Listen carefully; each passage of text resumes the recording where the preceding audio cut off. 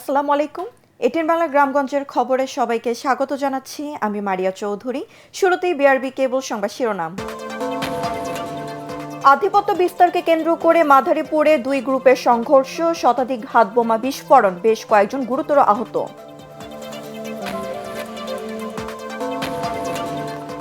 এবং দখল দূষণে বেহাল দশা নেত্রকোনার তিলকখালী খালের সেচ কাজ সহজ করতে পুনর্খননের দাবি এলাকাবাসীর। মাদারীপুর সদর উপজেলার নতুন মাদারীপুর গ্রামে আধিপত্য বিস্তারকে কেন্দ্র করে দুই পক্ষের মধ্যে সংঘর্ষের ঘটনা ঘটেছে। শনিবার রাত ৯টা থেকে দিবাগত রাত ১টা পর্যন্ত দফায় দফায় এই সংঘর্ষ চলে। এই সময় শতাধিক হাতবোমা বিস্ফোরণ ঘটানো হয়। সংঘর্ষে কমপক্ষে ৫ জন আহত হয়েছে। তাদের মাদারীপুর ২৫০ শয্যা বিশিষ্ট জেলা হাসপাতালে ভর্তি করা হয়েছে।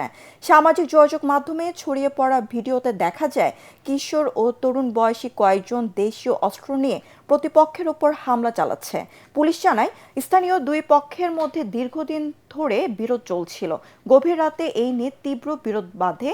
এই সময় শতাধিক হাতবোমা বিস্ফোরণ ঘটানো হলে পুরো এলাকায় আতঙ্ক ছড়িয়ে যায়। খবর পেয়ে পুলিশ ঘটনাস্থলে গিয়ে পরিস্থিতি নিয়ন্ত্রণে আনে। নেত্রকোনার তিলকখালী খাল ভরাট হয়ে যাওয়ায় সেচ কাজে কৃষকদের খরচ বেড়েছে কয়েক গুণ। একসময়ের প্রবহমান এই খালে মাছ শিকার করে সংসার চালাতো অনেক পরিবার। দখল দূষণে অস্তিত্ব হারানো খালটি পুনর্খননের দাবি স্থানীয়দের। নেত্রকোনা থেকে সোহেল মিয়ার রিপোর্ট, জানাচ্ছেন মিজান শাহজাহান। হাওর পাহাড় নদী নালা খালবিলের জেলা নেত্রকোনা। এখানকার বেশিরভাগ বাসিন্দা কৃষিজীবী। সদর উপজেলার মেদনী ইউনিয়নের উপর দিয়ে বয়ে যাওয়া তিলকখালী খালের পানি দিয়ে একসময় সেচ কাজ করতেন ওই এলাকার কৃষকরা। কিন্তু এটি ভরাট হয়ে যাওয়ায় এখন বিকল্প উৎস থেকে পানি সংগ্রহ করতে গিয়ে বাড়তি খরচ গুনতে হচ্ছে তাদের। শুকনা কাল এবং 40 বছর হয়েছে খনন হয়েছে। আমরা ফসল মারাইতে পারি না, শাকসবজি করতে পারি না। আবার যদি আবার এরকম খনন হইতো তাহলে আমরা শাকসবজি করতে পারতাম, ফসল করতে পারতাম, ধান ফসল করতে পারতাম। আমরা চাইতেছি আবার নতুন করে আবার এই কাজটা খনন হইতো। স্থানীয়রা জানান, ৭০-এর দশকে মাটি ও মানুষ নীতির আওতায় দেশব্যাপী খাল খননের উদ্যোগ নেন শহীদ রাষ্ট্রপতি জিয়াউর রহমান। ১৯৭৯ সালে খনন কাজ তদারকি করতে গিয়ে তিনি নিজ হাতে কোদাল নিয়ে নেমে যান তিলকখালী খালে। আমাদের দেশের জন্য দুইবার আইছে না, মাটি কাটছেন খালি নিজেই কোদাল দিয়ে উড়া দিয়ে মাটি কাটছে। এই দেশের কৃষকের যাতে ভাগ্য উন্নয়ন ঘটে, এই জন্য খাল খনন করা হয়েছিল। ৫ কিলোমিটার দীর্ঘ এই খালটিকে পুনর্খননের উদ্যোগ নেওয়া হবে বলে জানিয়েছেন পানি উন্নয়ন বোর্ডের নির্বাহী প্রকৌশলী। সেই খালটা কিছুটা ভরাট হয়ে গেছে, তো জনগণের চাহিদার প্রেক্ষিতে বা বাস্তবতার আলোকে খালটা খনন করা দরকার। আমরা এটা সার্ভে করে কতটুকু খনন করা দরকার সেটা আমরা ডিজাইন করব। আর কোনো আশ্বাস নয়, এবার বাস্তবায়ন দেখতে চান নেত্রকোনার মানুষ।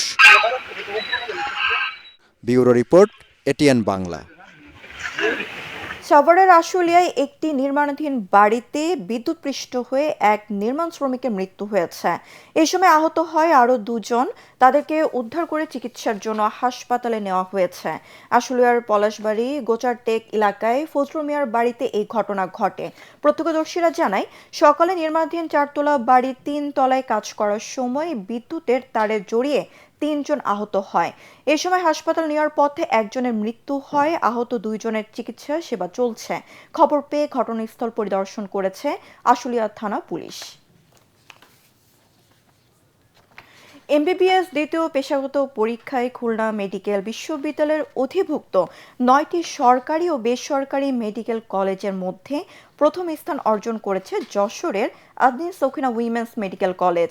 এতে ১২তম ব্যাচের ৪৯ জন শিক্ষার্থীর মধ্যে পাশ করেছেন ৪৪ জন। এমন সাফল্যের পর আনন্দে ভাসছেন আদনিন সখিনা উইমেন্স মেডিকেল কলেজের শিক্ষক শিক্ষার্থীরা। যশোর প্রতিনিধি তামান্না ফারজানা পাঠানো রিপোর্ট, জানাচ্ছেন জাহিদুল আলম।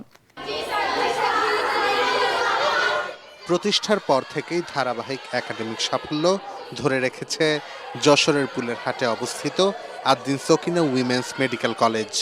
সম্প্রতি খুলনা মেডিকেল বিশ্ববিদ্যালয়ে অধিভুক্ত ৯টি সরকারি ও বেসরকারি মেডিকেল কলেজের মধ্যেও প্রথম স্থান অর্জন করেছে এই মেডিকেল কলেজটি। ১২তম ব্যাচের ৪৯ জন শিক্ষার্থীর মধ্যে পাশ করেছেন ৪৪ জন। ফরেনসিক মেডিসিন বিভাগে বাংলাদেশের আসিয়া খাতুন, পূজা মল্লিক কেয়া এবং ভারতের শেখ উজমা সাদিক হোসেন ও প্যাটেল জয়নব ইউসুফ পান অনার্স মার্ক। তাদের এই সাফল্যে আনন্দিত পুরো ক্যাম্পাস।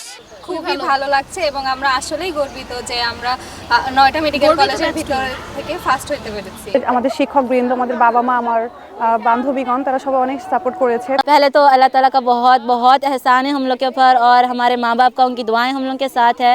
सबकी मेहनत है, हमारी भी मेहनत है अल्हम्दुलिल्लाह।